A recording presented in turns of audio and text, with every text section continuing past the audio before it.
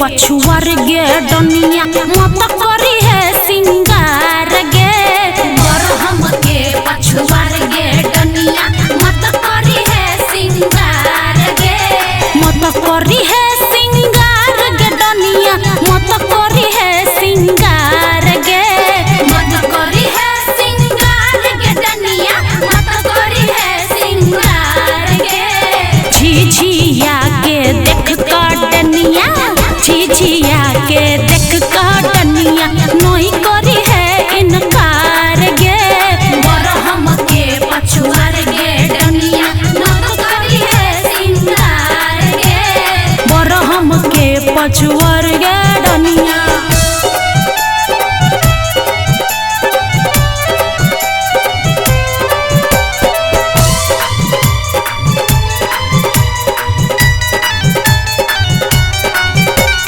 कमलाजी में पारियल मुरा दादा हाई गे। चांगुर पकड़ गे डनिया लचल घिसियाई गे। बहिया मुर डनिया चुलही तू बनौले गे। झरकल फरकल बर्तन चुलही पर चढ़ौले गे। बेटा बाके झोर डनिया अपने बर कौले गे। कमलाजी में पारियल मुरा दादा हाई गे। झांगुर पकड़ गे डनिया लचल घिसियाई गे।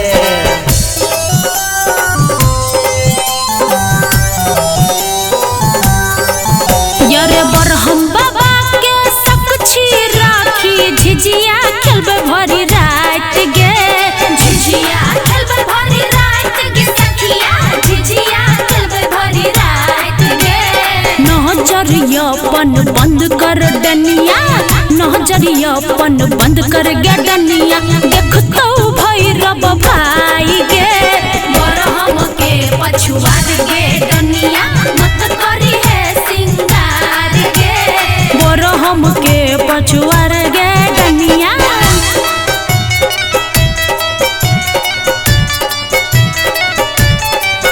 जना डुमरी के फूल डनिया बेटा के कोण तोरई बड़ी झोर मिला कमारे कोर खाले खाले खाले खाले गे डनिया सुवाद लगतो गे। खाले खाले खाले खाले गे डनिया सुवाद लगतो गे। खाले खाले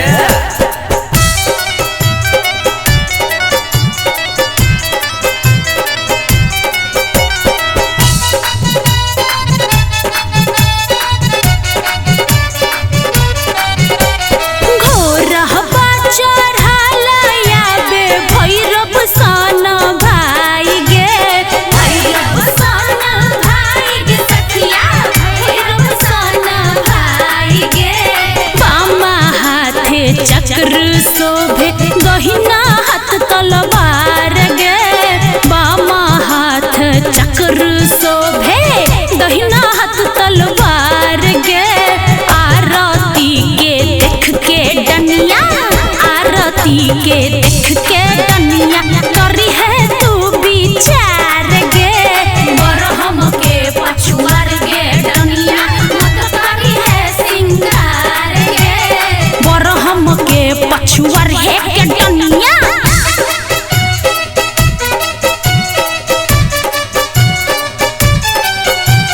डनिया के रोटी डनिया बेटा के झोर बेटा के झोर।